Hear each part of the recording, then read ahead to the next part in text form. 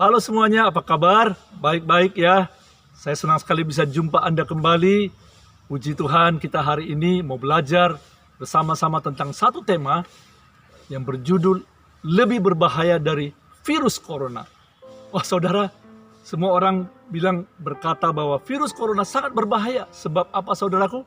Tidak kelihatan, tapi ketika dia masuk ke saluran pernapasan atau ke paru-paru, dalam beberapa hari, orang itu akan demam, sakit, batuk, sesak napas, lumpuh.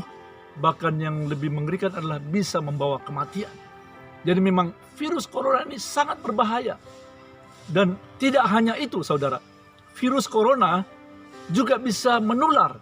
Ya, dari satu orang bisa ditularkan kepada orang lain, satu keluarga, satu tempat. Dan itu juga bisa berbahaya buat orang lain.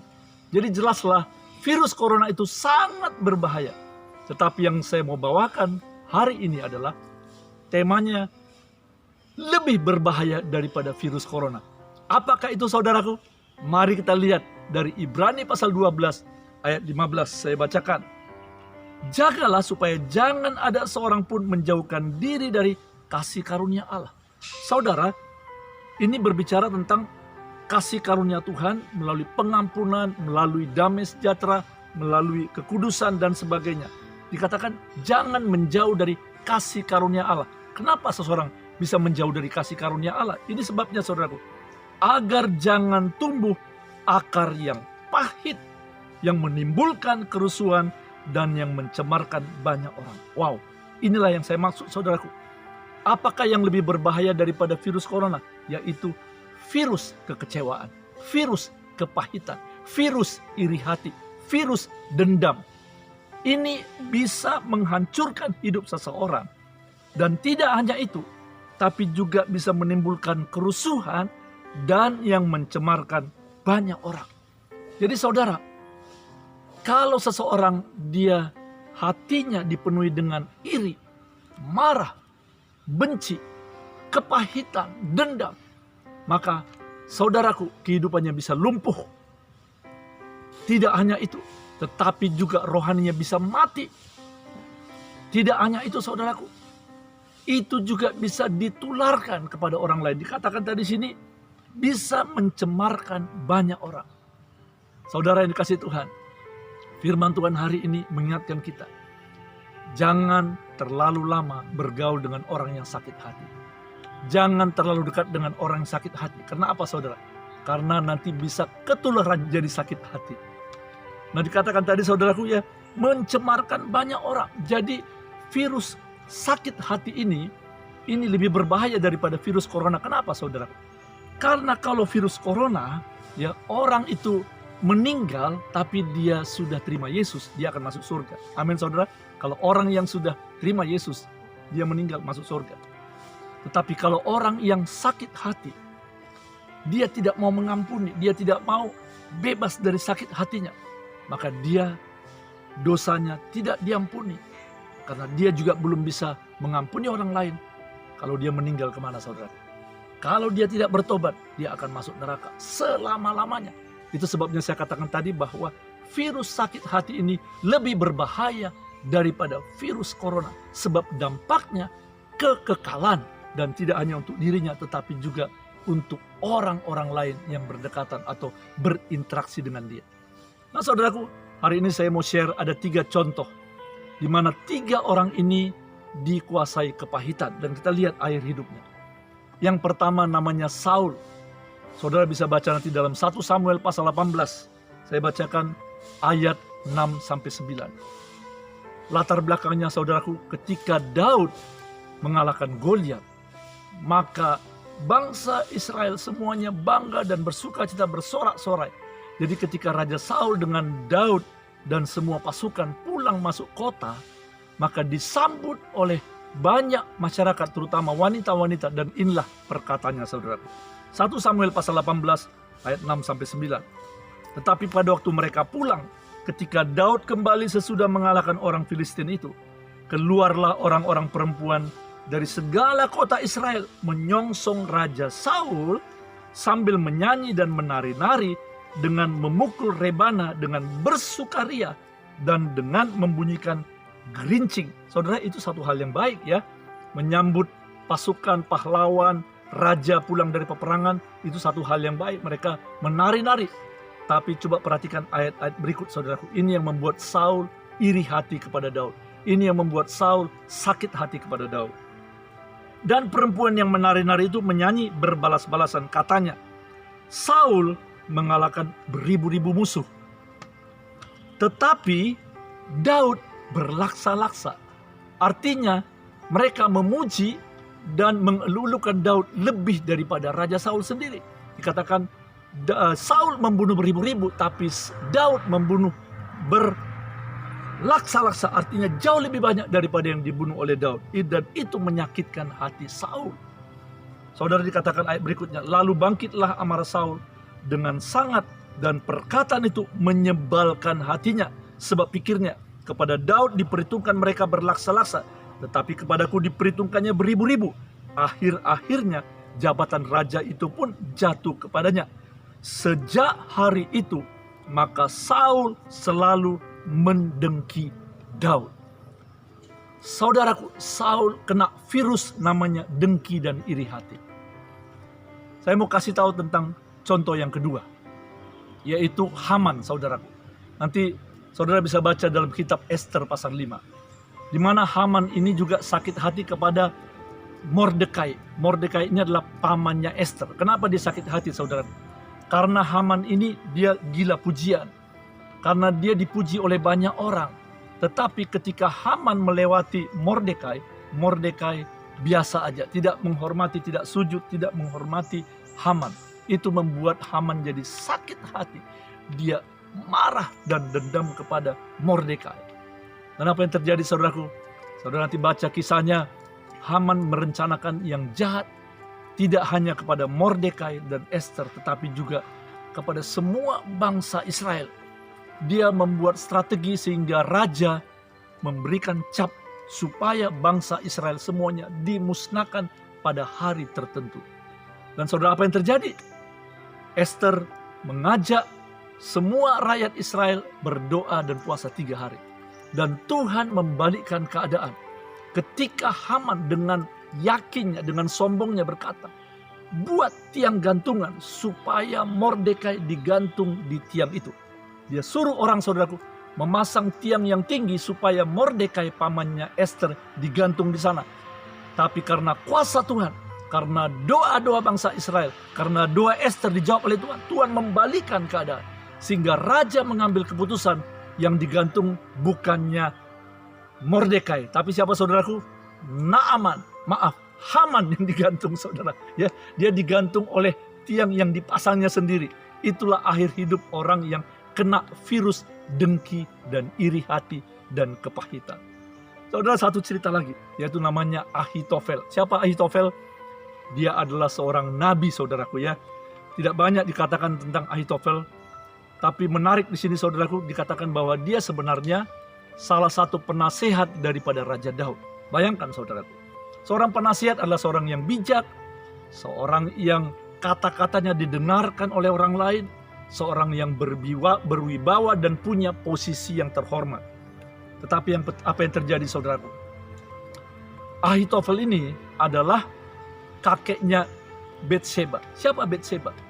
Bathsheba adalah perempuan yang diambil oleh Raja Daud ketika Raja Daud melihat dia lagi mandi, dan Raja Daud akhirnya mengambil dia menjadi istrinya. Raja Daud berbuat zina kepada Bathsheba. Dan yang menyakitkan hati Ahitofel apa, saudara? Cucunya diambil oleh Raja Daud, padahal cucunya punya suami namanya Uria.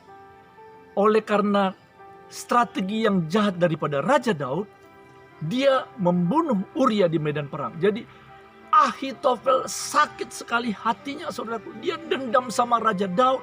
Dia marah. Cucunya diambil menjadi istrinya Daud. Kemudian suami cucunya Uria dibunuh oleh Daud. Dia sangat marah, saudaraku.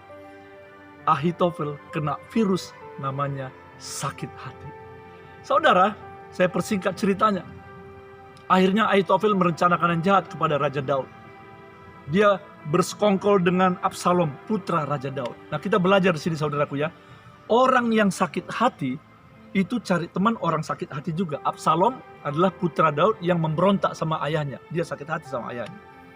Saya sebut namanya BSH. Apa itu BSH, saudaraku? Barisan sakit hati. Hati-hati, saudara. Saudara, mari kita lihat dalam 2 Samuel pasal 15 ayat 12 yang menjelaskan bahwa Absalom dengan Ahitofel akhirnya bersekongkol. Ketika Absalom hendak mempersembahkan korban, disuruhnya datang Ahitofel, orang Gilo itu, penasihat Daud dari Gilo, kotanya.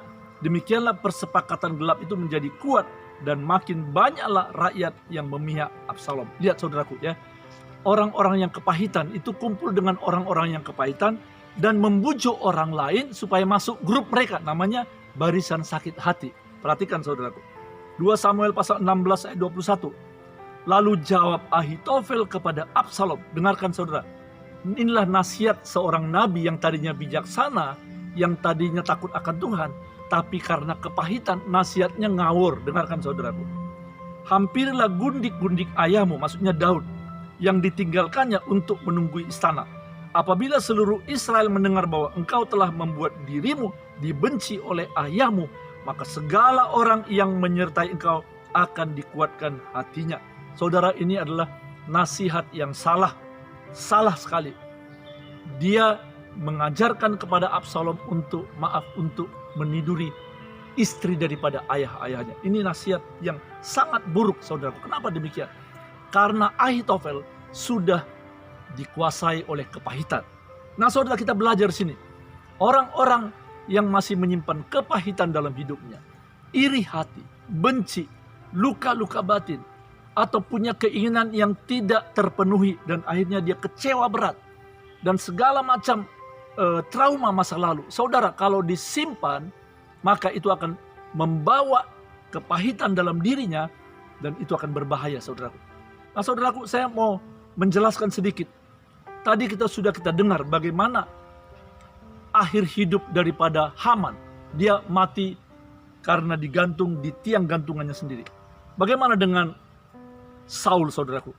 Dia mati karena bunuh diri. Bagaimana dengan Ahitofel?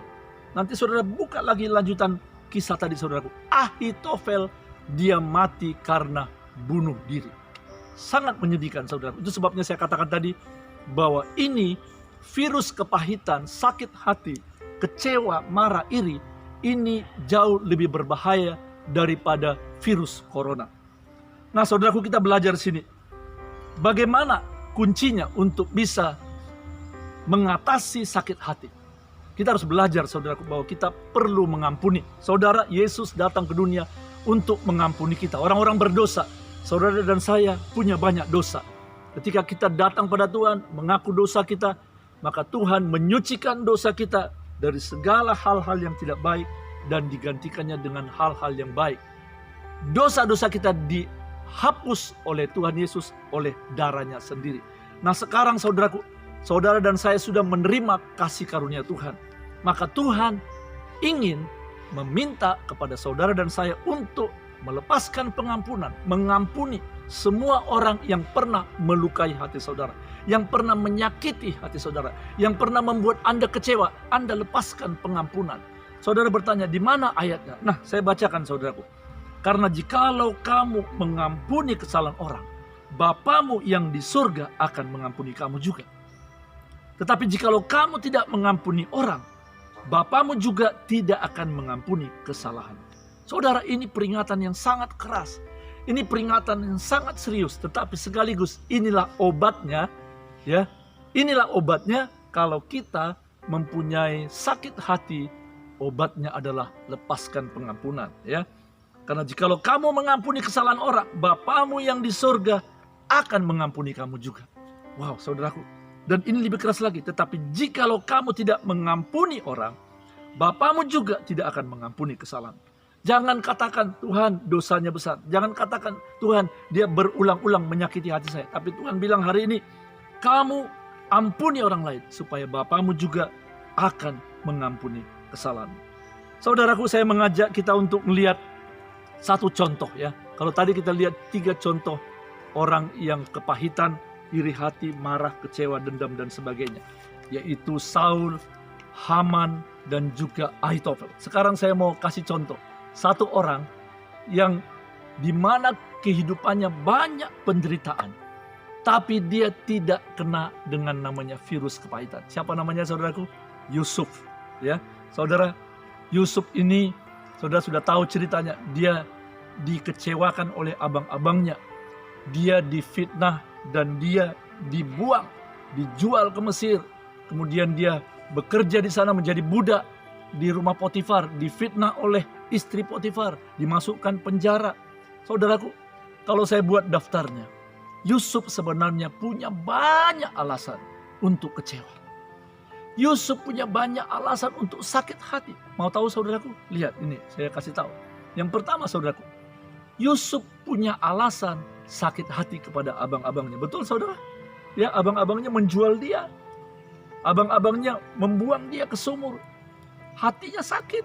Itu alasan yang kuat. Apalagi, saudaraku, Yusuf bisa sakit hati sama orang tuanya yang selama ini menyayangi dia. Papanya Yakub dan ibunya Rahel. Kenapa, saudaraku?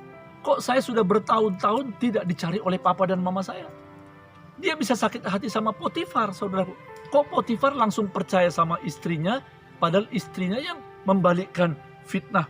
Istrinya yang menggoda saya, tapi kok saya difitnah, saya menggoda istrinya. Apalagi, saudaraku, Yusuf punya alasan untuk sakit hati kepada istri Potifar, karena istri Potifar ini genit sama dia.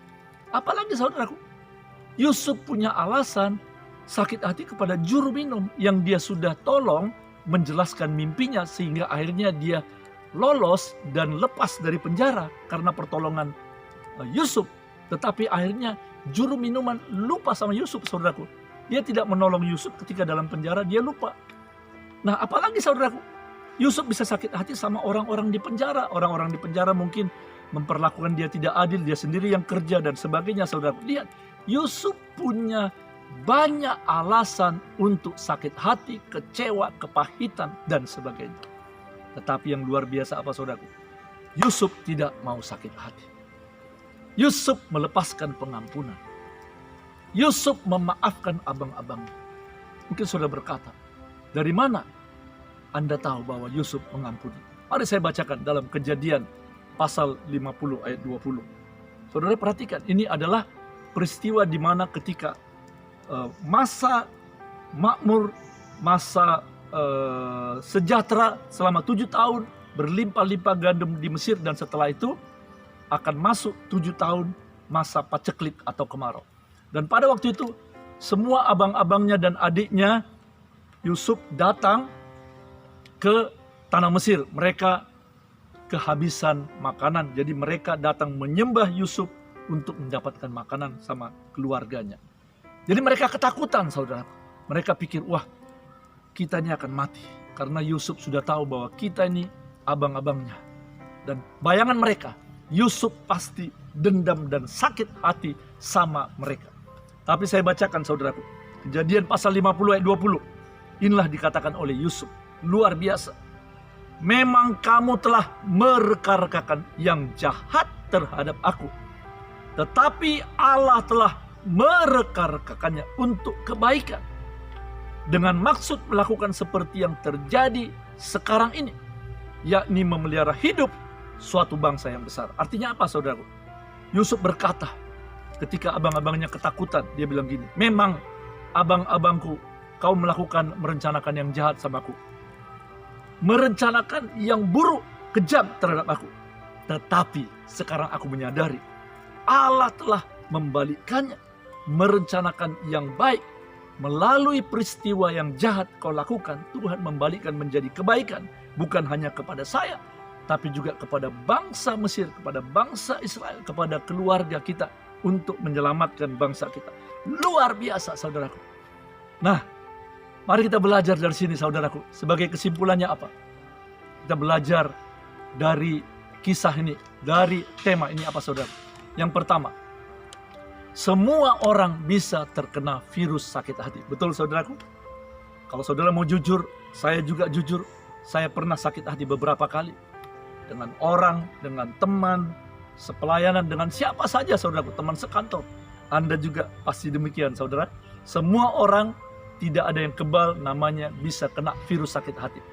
Pertanyaannya sekarang, bagaimana sikap kita? Bagaimana kita menyikapinya? Apakah kita simpan sakit hati itu terus-menerus berbulan-bulan, bertahun-tahun, atau seperti Yusuf, lepaskan pengampunan, maafkan mereka, dan berkati mereka di dalam doa-doa. Itu yang pertama, saudaraku. Kesimpulannya lagi apa? Yang kedua, sakit hati adalah strategi iblis untuk menghancurkan hidup kita. Saudara, hati-hati. Sakit hati itu bukan hanya sekedar perasaan, bukan hanya sekedar ya biasa-biasa saudara berpikir gak apa-apa. Tidak, saudaraku. Hati-hati. Sakit hati adalah strategi iblis untuk hancurkan hidup kita. Coba belajar tadi dari Saul. Ketika Saul sudah dengki, maka dikatakan roh jahat datang mengganggu Saul. Ketika Ahitofel dikuasai kebencian sakit hati, tadinya bijaksana, tadinya nasihatnya bagus, maka nasihatnya dikuasai oleh iblis. Lihat Haman, saudaraku. Ketika dia dikuasai sakit hati, maka rencana-rencananya semua kejahatan, saudaraku. Karena itu jangan main-main. Jangan izinkan virus sakit hati tinggal dalam diri Anda. Ya, sebab itu akan menghancurkan masa depan Anda, menghancurkan rohani saudara. Yang ketiga, yang terakhir, melepaskan pengampunan adalah kunci bebas dari sakit hati. Saudara, tidak ada obat yang paling ampuh. Tidak ada cara yang paling ampuh untuk lepas daripada sakit hati, dendam, iri hati, kecewa, marah, keinginannya tidak terpenuhi, dan sebagainya. Cara yang paling ampuh, dan saya sudah praktekkan, saudaraku. Lepaskanlah pengampunan. Dan saudara akan mengalami damai sejahtera dari Tuhan. Saudara akan merasakan kasih Tuhan mengalir. Dan ketika saudara ketemu dengan orang itu, saudara juga bisa berperilaku normal kembali. Saudara bisa memaafkan dia. Ingat, saudaraku, ada yang lebih berbahaya daripada virus corona. Apakah itu? Kepahitan, dendam, iri hati, marah, hal-hal yang tidak diinginkan tercapai, kecewa, dan sebagainya. Tinggalkan itu, saudaraku. Dan ketika saudara tinggalkan, lepaskan pengampunan, maka saudara menerima damai dan kasih daripada Tuhan. Sampai jumpa di lain waktu. Keep on fire, be inspired. Tuhan Yesus memberkati.